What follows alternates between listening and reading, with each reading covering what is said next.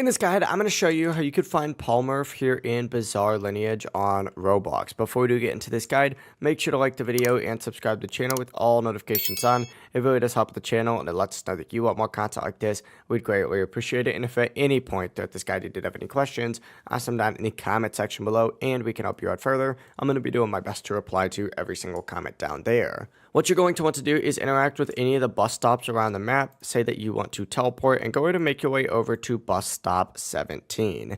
This is the only area where Polnareff can actually go ahead and spawn. However, it's important to keep in mind that Polnareff is a part of a global event, so he does not spawn all the time. So essentially you need to stay in the server and wait for the event to happen, or just server hop until you find one where he's active. But when he spawns, he'll just be standing by bus stop 17. So he is super easy to spot. Once you're here, once you find him, you just got to defeat him for a chance to get rare stand arrows, but don't confuse him with Jean-Pierre Polnareff nearby. That's a completely different NPC and will not give you the same rewards. Just make your way to bus stop 17. They'll spawn right over here during that global event.